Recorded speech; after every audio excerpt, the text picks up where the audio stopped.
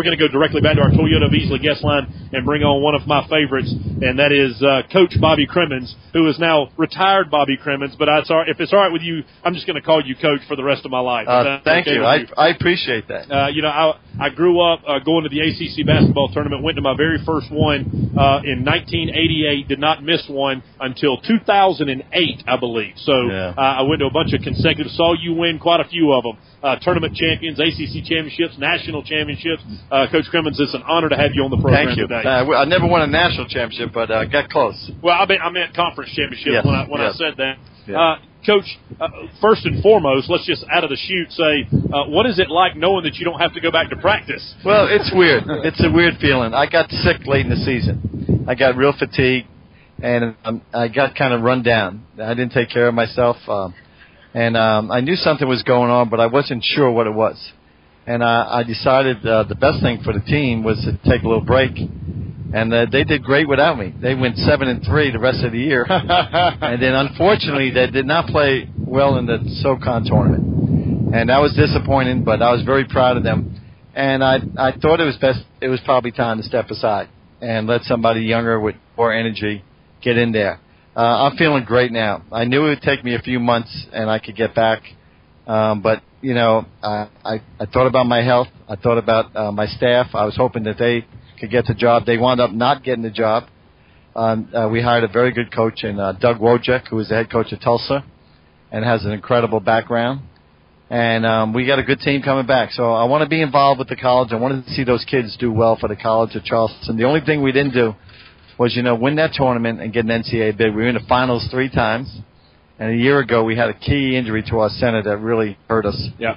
But that's when Davidson and Wofford, they've been our representatives the last few years. And right. Davidson is really good. Well, it's not like it's an easy league you were playing It's not. The problem, it's a one-bid league. It comes down to that tournament at the end. Right. And we got close. We got really close. But I love the College of Charleston. I love the city. I have a home in Hilton Head. I have a condo in Charleston. So I'll be floating around. I'm going to do some projects for Georgia Tech. I'd like to come see some Gamecock basketball, see what Frank Martin's got going here. And it's nice being in Columbia today. I don't get back here a whole lot. And George invited me to this.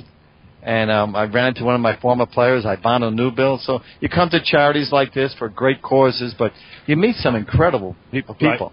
And I just love being around some of these football players. You read about them, the boxers. Last night being around Larry Holmes and Jerry Corey. Yeah. I mean, George knows some people, doesn't he? Yeah, yes, he does. Absolutely. That was fun. So, it's great. Well, Coach, we really appreciate everything you've done for the sport of basketball. Like we said, we're two meatheads who play college football, but love the game of basketball. And want to ask you about, you had some one-and-done players. Yes. You had, Kenny Anderson, Stephon Marbury, some of these guys who, didn't, I guess Kenny Anderson was 2 years. Kenny was 2. Stephon Marbury 1 year. Tell me about the college game right now and about that players can't go from high school to the pros. Do you like the stay-in for 1 year rule? I mean, you were a part of that. Tell me your thoughts about Calipari. He's gotten a lot of flack from guys like Bobby Knight, more your generation of coaches. Where do you stand on all this in college basketball? Well, you got to deal with the landscape the way it is. Yeah. And, it's really controversial. We're jealous of football and baseball because if a football or baseball player enters college, he has to be there for 3 years. You got him. Yeah. Yeah. And we're very jealous of that. Now, the 1 year deal, what helped us with the 1 year deal was if you sign a kid in the early signing period, you were guaranteed to get him for a year. Sometimes you could sign a kid in the early signing period and you'd lose him after the season, go right to the NBA. Go to the draft, right. So, ideally, we'd love to see something around the 2 year range, or maybe let him go out of high school again. But David Stern will not do that. He does not want high school kids going directly to the NBA. So I foresee that things will stay the same, and and John Calipari, he's got the formula down. He knows how to replenish players right away.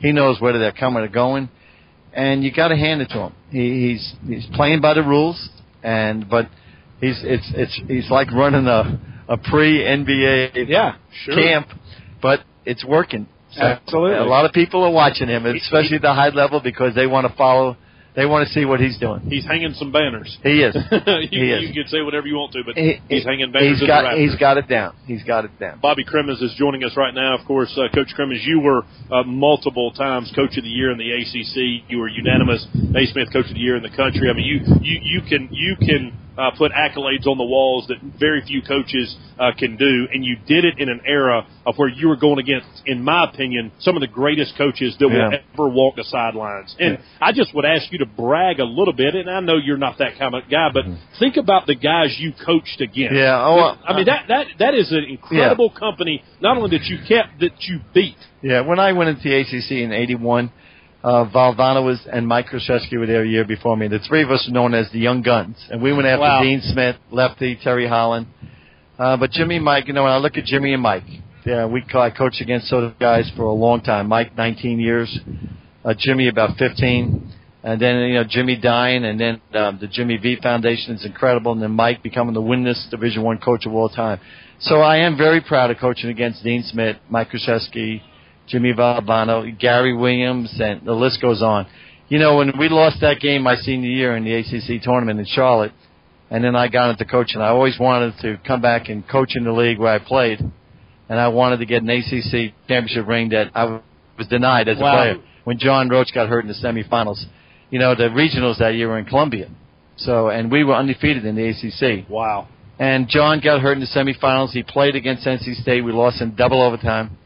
And, we win that game. We come home and play in Columbia against St. Bonaventure, Bob Lanier, and probably wind up winning in Columbia and then playing against Lou Alcindor for the national championship. Huh. So that was a heartbreaker for me to lose that game. And but I love the ACC. I loved having played in it, and I love coaching it. Did you commute from your old dorm room over to the Coliseum while you were there? Yeah, I tell you that whenever I went by that Charlotte Coliseum, I had nightmares of losing that game. And we actually won an ACC championship in Charlotte, but it was not in that building where I lost in 1969-70. Well, you felt the sting, Coach, of not having an enormous field, a 64-team field, now a 68-team field. Tell me your thoughts about college football going to the 4-team playoffs. As a sports fan, are you satisfied? Well, yeah, I think they should try it. We wanted more teams in the big dance. And, when there was rumors about going in 96, we got a little excited. Really? Yeah. From representing the College of Charleston? Yes. Yeah. Gotcha. But a lot of people felt like that would diminish the regular season. They like the number. They think it's something special. But we have about 340 Division I schools, and only 68 get to participate. So I'm looking forward to watching the football, what's going to happen there. And right now, the basketball is going to stay exactly the same. They have this first four in Dayton. It's not going to change. So when the day you see a Final Four where you can walk in and get a ticket easy, that's the day I'll start worrying about the playoffs. Absolutely. Bobby Cremins joining us right now on the program. Coach, I want to ask you, I know we only have about 5 minutes left, but I do want to ask you this. I read an article about you, about how you got your start in professional basketball and about getting in the cab and riding to the blacktop and playing for a coach. Can you please give anybody a Cliff Notes version of what I have tried to articulate multiple times of one of the best stories I've ever read? Yeah, well, I wanted to play professionally. It just wasn't good enough. And so I got a lot of offers overseas, but... So you weren't as good as Willie. Is that what you're saying? I mean, you just, because we spent so many times in the NBA.